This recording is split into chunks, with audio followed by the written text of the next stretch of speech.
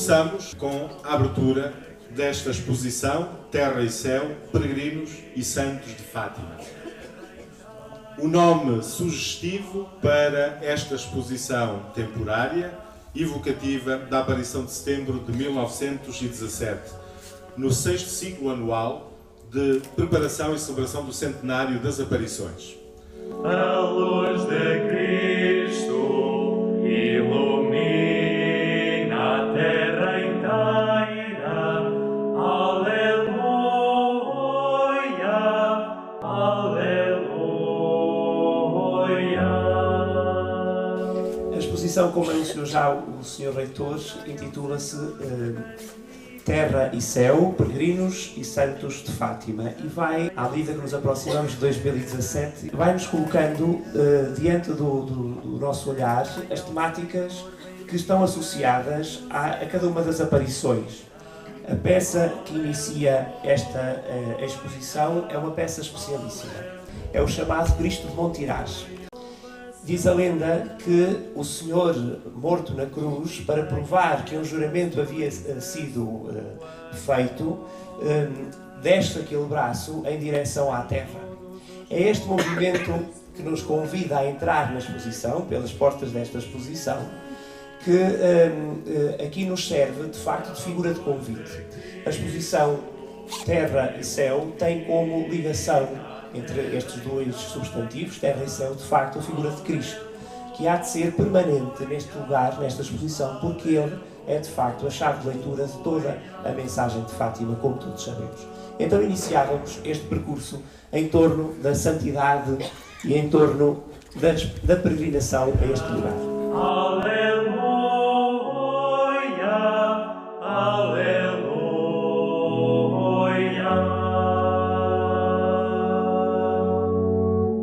O primeiro núcleo intitula-se Cristo, princípio e fim do caminho.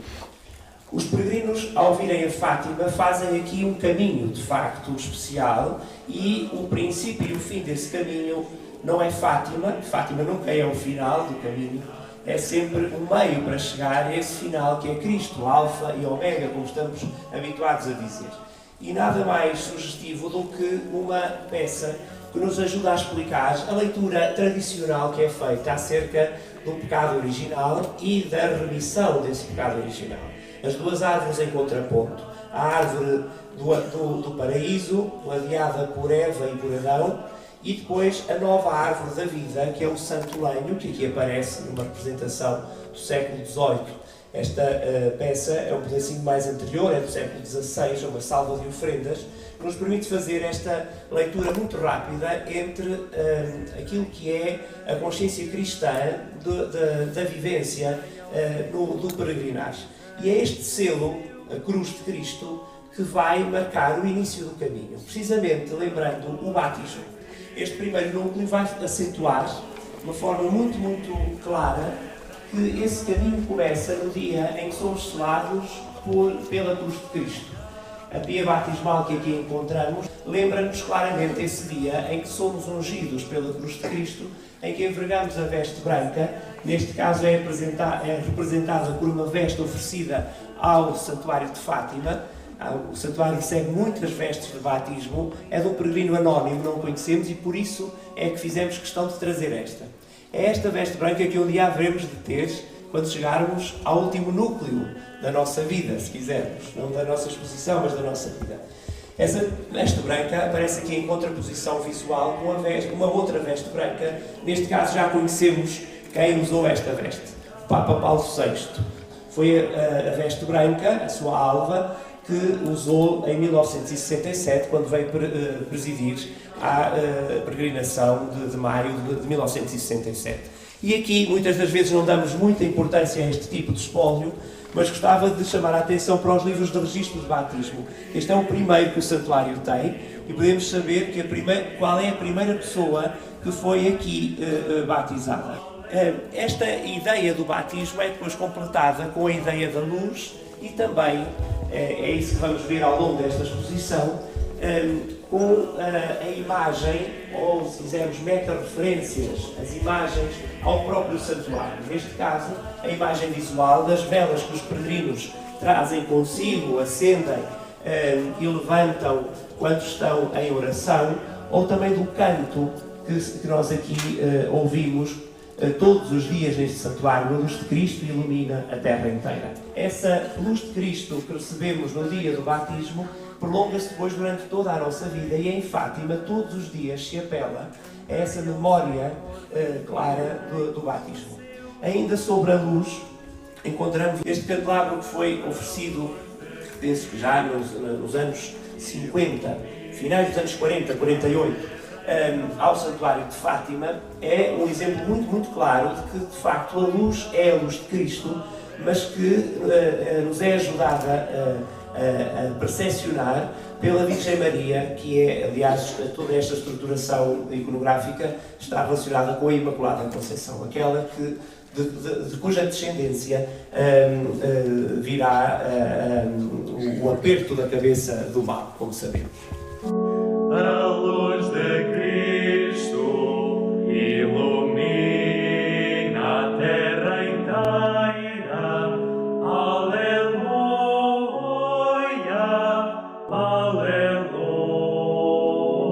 aleluia. E passamos assim, depois da memória do batismo, ao segundo núcleo. O segundo núcleo vai falar-nos da nossa condição de peregrinos. Chama-se os pés peregrinos. E os primeiros pés que peregrinaram neste lugar, podemos dizê-lo assim de forma muito, muito clara, foram os pés de Lúcia de Jesus. Estas alpargatas que vemos aqui pertenceram à vidente Lúcia já carmelita. E são elas, na sua pobreza, vemos na sua simplicidade, que nos ajudam a perceber esses pés peregrinos que caminham aqui à Cova da Iria. Vamos então lembrar esse dia 13 de setembro de 1917.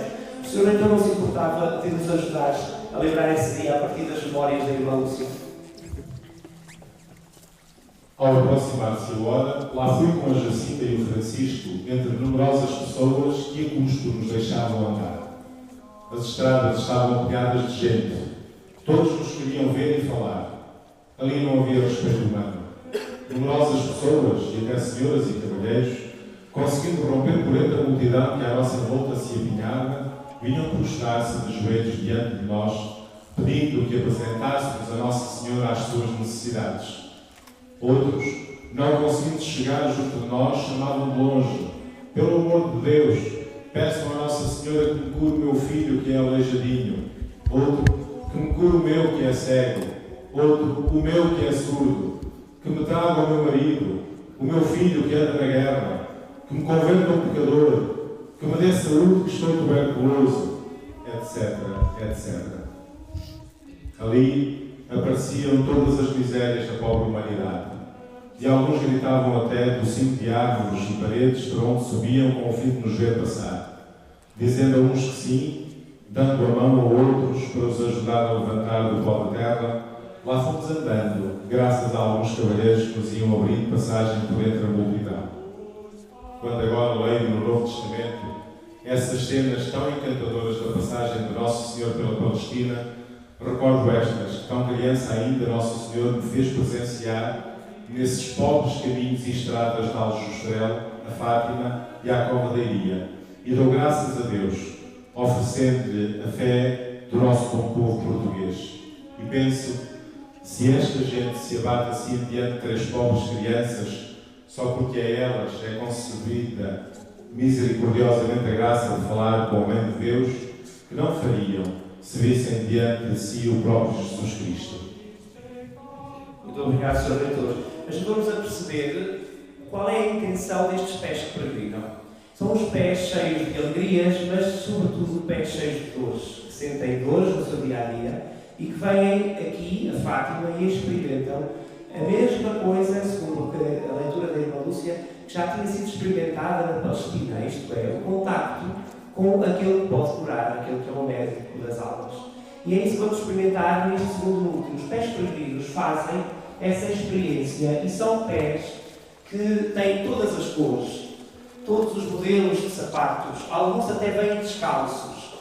Estas peças que vemos aqui, pedimos-las a uma ceramista, Ana Sobral, que com uma outra ceramista, Margarida Gil, nos fizeram corações que podemos ver de um lado e do outro, corações de barro, estes corações da humanidade, e estes pés que vão caminhando, uns maiores, outros mais pequenos, uns que dão uma passada maior, outros que dão uma passada mais curta. Este caminhar é depois ajudado a ser vencido por vários bordões. Daquele lado direito, vamos ver 2 bordões de um peregrino que vem à Cova da Iria em diferentes anos e foi registando os sítios por onde passou naquelas varas e registando os quilómetros e as ratas que ia vencendo. Mas os bordões não são só aqueles, são também os dos outros. Neste lugar aqui temos uns bordões muito especiais. Temos uma vara de uma confraria, temos um bordão pastoral, um báculo episcopal, precisamente do Sr. António Marte, e o bordão pastoral, se quisermos, a férula pastoral do Papa Paulo VI. O Papa Paulo VI ofereceu esta peça ao Santuário de Fátima quando esteve em Fátima, em 1967. Cristo que aparece envolto pelo seu Evangelho, aqui representado no tetramorfo dos evangelistas.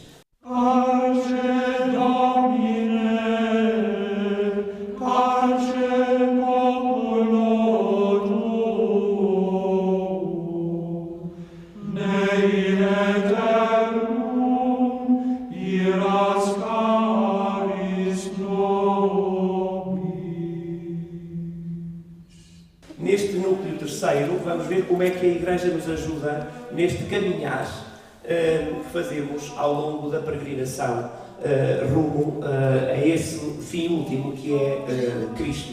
Então, esta palavra em pão partidos aparece representada num ambão que nós este ano trouxemos da capela de Santo Estevão, ao Calvário Húngaro, uma obra de Egino Weihnacht, que nos lembra, obviamente, que é daqui que é proclamado o Evangelho. De um lado e do outro temos um evangeliário feito, a capa feita pela escultora Irene Vilar.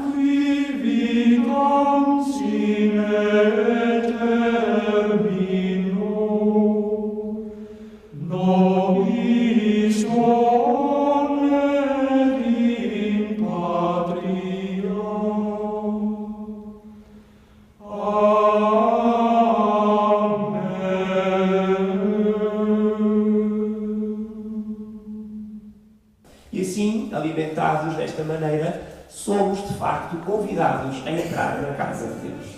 O Sr. Dom António há de ser o primeiro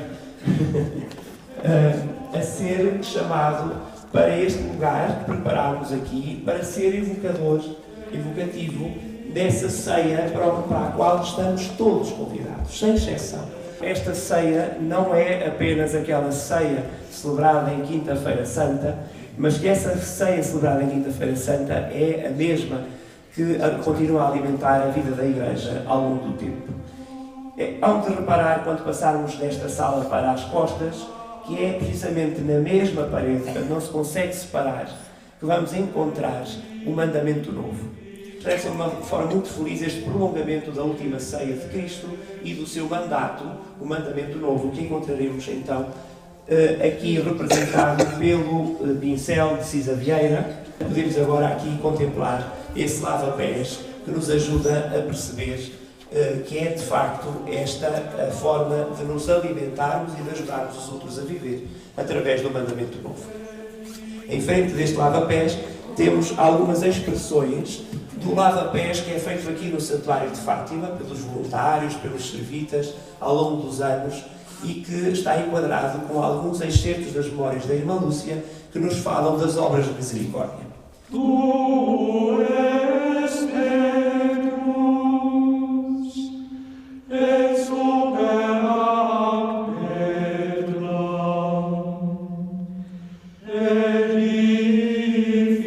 edificamo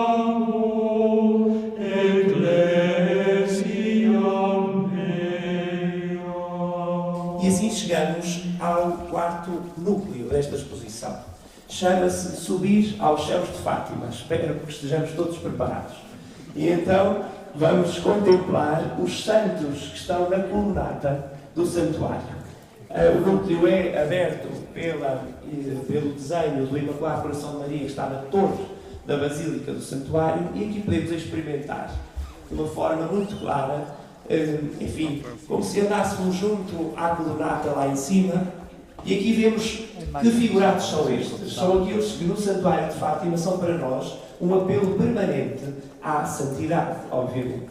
Alguns destes santos estão representados de forma maior, são aqueles que vimos enquadrar a Virgem do Rosário, e depois uma pleide enorme de santos que aparecem aqui atraídos pela mensagem do Evangelho e pela sua relação muito próxima à Senhora do Rosário.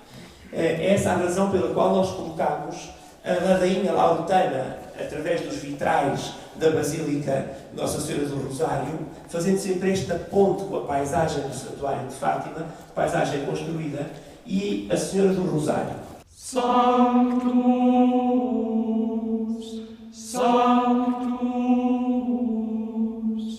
Sanctus Dominus Deus Sabaoth.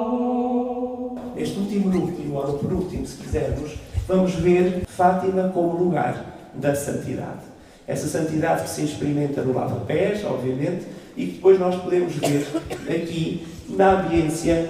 Foi isso que pedimos à designer, que nos retratasse aqui a ambiência do painel da Basílica da Santíssima Trindade, que, como sabemos, representa a Jerusalém Celeste. Então, no centro da Jerusalém Celeste, vamos encontrar a lâmpada. Essa lâmpada é aqui para nós a cruz que, ao longo de tantas décadas, vimos no altar do recinto de oração e que nos serve para iluminar toda esta pleia de santos que, na linguagem do Apocalipse, nós temos aí os cavaleiros do Apocalipse desse lado e deste lado o Cordeiro, o Agnus Dei, ali representados os cavaleiros do Apocalipse pelo pincel de Emília Nadal. Vemos então os santos que peregrinaram a este lugar, e as figuras que peregrinaram aqui já estão dadas como exemplo a serem seguidas. Então, antes de mais, acho que ninguém me leva a mal que comece por falar de Francisco e de Jacinta Marto, obviamente. São eles já beatos da nossa Igreja, e trouxemos da beata Jacinta um avental e do beato Francisco um terço que se guardou como tendo pertencido ao pastorinho de Fátima.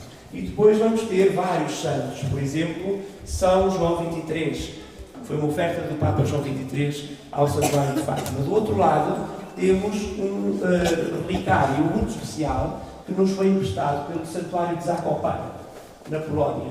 Estamos a falar já de João Paulo II, São João Paulo II, aquele relicário guarda o último ramo de oliveira que João Paulo II teve nas suas mãos no último domingo de ramos da sua vida. Está aqui assim guardado neste relicário. E de João Paulo II, portanto, este veio da Polónia, foi o que veio mais longe, esta peça. De João Paulo II passamos para o beato Paulo VI, que ofereceu, como sabemos, ao Santuário de Fátima a Rosa de Ouro, e que temos o prazer de ver nesta exposição. Tu és Petrus, et supera Petram, edificamur ecclesiam meam. Passamos já a um último núcleo que não conseguimos destriçá-lo deste, porque este, como vemos, é já a Jerusalém do céu. E então, esta última fase da exposição vai lembrar-nos que, de facto, Cristo é prémio e coroa da vida.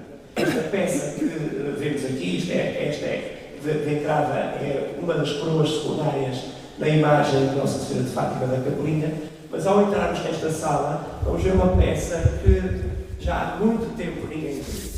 Desde 1967 que ela está tapada. Pertence ao trono da Basílica de Nossa Senhora do Rosário.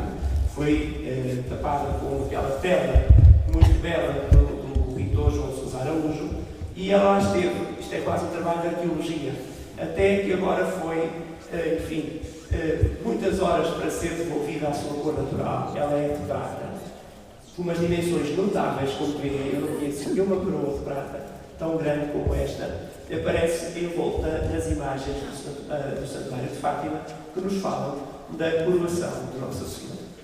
Regina Celi, letare, alleluia. Quia quem meruisti mortare, alleluia. E assim nos aproximamos da parte última desta exposição. É Cristo que entra em todas estas figuras que vemos aqui, algumas delas já dadas como exemplo a ser seguido, porque como é o caso de Madre Teresa de Calcutá, Beata Teresa de Calcutá, que peregrinou a Fátima, temos um terço da Beata Teresa de Calcutá, de José Maria Escrivá e de Álvaro del Portillo também, um terço do Padre Escrivá e do Álvaro Portillo, um cálice usado na Capelinha das Aparições e um texto escrito por ele com as orações de Fátima. Do outro lado, o exemplo do Padre Pio, São Padre Pio, se quisermos, não é? Que também foi devoto de Nossa Senhora de Fátima e a quem atribuiu a cura de uma doença grave, como sabemos, e depois a Beata Alexandrina de Balazar, que também tem uma relação muito forte com a espiritualidade de Fátima. Trouxemos a almofada do leito da Beata Alexandrina. E depois desta linha para cá, temos aqueles homens e mulheres que se fizeram peregrinos destes lugares e que estão neste momento a ser estudados para que a Igreja averigue se de facto devem ser dados como exemplo a ser seguidos. Em primeiro lugar, pusemos o Padre Cruz, precisamente pela sua ligação muito, muito próxima aos viventes de Fátima, à Lúcia, à Jacinta e ao Francisco. Tentámos trazer um terço para estas figuras porque, de facto, todas elas, de certeza, rezaram a oração do Rosário neste lugar. Portanto, todas estas peças têm uma história que, obviamente, hoje não poderemos contar, mas é sempre uma história rica. Do outro lado, figuras também com muito interesse. Por exemplo, vemos um monge beneditino, Frei Bernardo da Anunciada, o doutor Guilherme Braga da Cruz, e o terço que pertenceu a Maria da Conceição Ferrão de Pimentel. Se eu disser assim o nome ninguém conhece, mas se eu disser a Sãozinha toda a gente já conhece, e uma pulseira. E este é o mais novo dos figurados, vem-nos de Itália, chama-se Carlo Acutis, é um rapaz, enfim, um adolescente que morre com 15 anos e que tem uma predileção muito, muito especial pela mensagem de Fátima, muito informado sobre a mensagem de Fátima. O que é que pedimos dele? Um terço, é sempre o objeto mais típico para representar os peregrinos de Fátima, e a sua mochila que ele usou quando veio de Fátima. A exposição termina nestes exemplos, enfim, que estão a ser estudados, mais uma vez digo, com uma figura especialíssima, Lúcia de Jesus, obviamente, não poderia deixar de ser. O que é que trouxemos da irmã Lúcia? Trouxemos os seus óculos. Os óculos que ao mesmo tempo mostram aqueles olhos, mas ao mesmo tempo quase que não nos deixam ver aqueles olhos de tão graduados que eles são. Os típicos óculos da irmã Lúcia e um dos objetos que é uma caneta. Ela escreveu de facto muito, muito mesmo. Esta foi a caneta que usou durante um período da sua vida, precisamente nos anos 40, e foi guardada com a indicação, foi a caneta usada quando escreveu a terceira parte do Segredo de Fátima.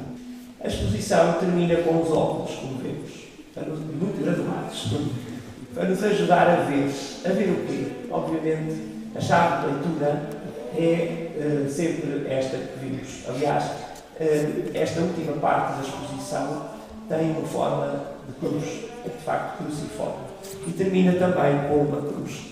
É uma pintura do arquiteto Luís Cunha e que nos representa Cristo como princípio e fim da história, como princípio, ponto de partida e ponto de chegada. Ele está aliado naquela iconografia típica oriental, como sabemos, pela Virgem, a Virgem Maria, e pela primeira das figuras do Novo Testamento e a última das figuras do Antigo Testamento, João Batista, que apontam para ele envolto pela pomba do Espírito e pela mão direita de Deus Pai. À volta dele está uma série de representados com auréolas, são os santos, que têm a sua santidade timbrada, obviamente, por Cristo. Entre eles, não deixo de realçar algumas das figuras que já aqui falámos, mas vejam aqui os dois pequenitos, o Francisco e a Jacinta, representados numa fotografia de 1917. E o que é que Cristo tem na sua mão? Não é já o rolo antigo das representações bizantinas, mas é sim o novo suporte de informação, que é um computador. Cristo tem um computador na mão, é um portátil, mas a página é a mesma, e essa página é a página do Calvário. Cristo apresenta-nos o mesmo Evangelho ontem e hoje, e as figuras que aqui vimos ao longo deste percurso têm a sua forma de agir, porque entenderam de facto que o mandamento novo tem a sua expressão mais clara naquela página que está sempre presente na vida daqueles que estão assinalados pela cruz. A expedição começava por uma cruz, fazia a ponte do céu à terra e termina com uma cruz. Muito obrigado pela atenção.